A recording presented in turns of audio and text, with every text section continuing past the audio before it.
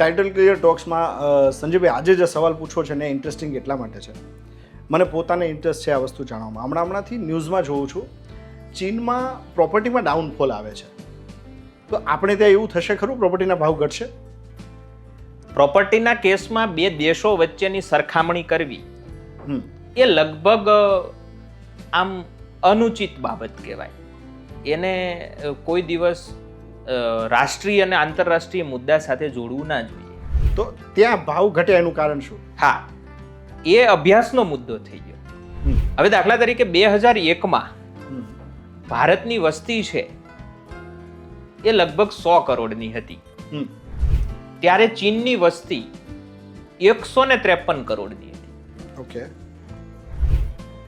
પછી 2021માં અંદાજિત આંકડા એ ભારત 143 કરોડ થઈ. બહુ મોટો જમ્પ. અને ચીન 145 કરોડે આવ્યું. ઓકે, ઘટી એની વસ્તી. એમની વસ્તી ઘટી. અત્યારના લેટેસ્ટ આંકડાઓ જોઈએ તો ભારતની વસ્તી લગભગ 150 કરોડ છે અને ચીનની વસ્તી 140 કરોડ છે. ઓકે.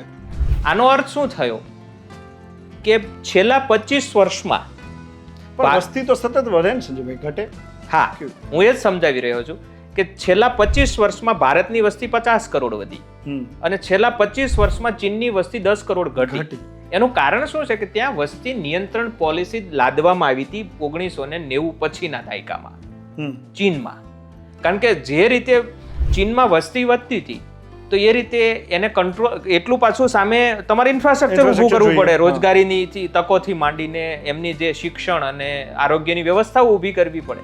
એટલે ત્યાં એવું નક્કી કર્યું કે આપણે વસ્તીને કંટ્રોલ કરીએ. એટલે ત્યાં અમે બે અમારું એક એ વસ્તીની પોલિસી 90ના દાયકા પછી ચીનમાં દાખલ કરવામાં આવી.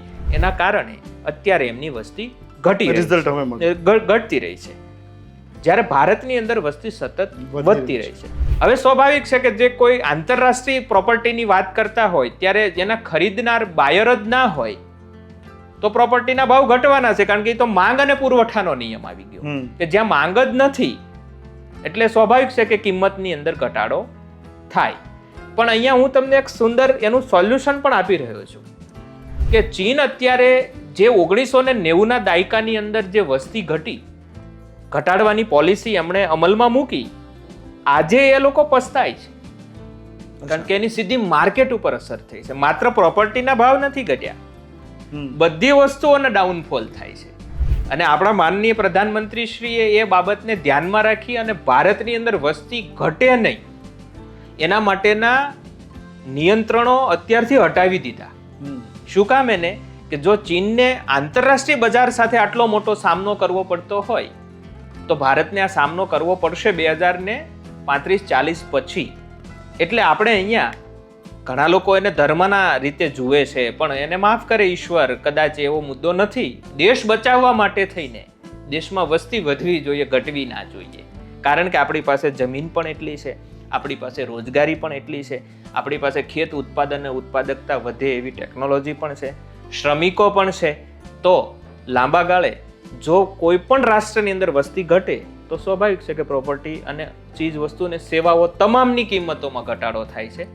જે વસ્તુ ભારતને અસર કરશે, જે આપનો મુદ્દો હતો, એ મને હજી 25-30 વર્ષ સુધી દેખાતું નથી. એટલે ભાવ ઘટે એવી ક્યાંય જગ્યા દેખાઈ નથી રહી. તો જ્યાં જગ્યા મળે ત્યાં તમારી પાસે જો વધારાના ઇન્વેસ્ટ કરવાના નાણાં હોય તો પ્રોપર્ટી લેતા રહેજો. એના ભાવ વધશે, તમારો નફો વધશે અને લક્ઝરી લાઈફમાં વધશે. અને હા, સજેસ્ટ કરીશું અક્ષર અરણ્યમ. શરૂઆતમાં જ જ્યારે તમે જો અત્યારે એમાં ઇન્વેસ્ટ કરશો તો ડેફિનેટલી એનું વધારે રિટર્ન તમને મળશે. નમસ્કાર.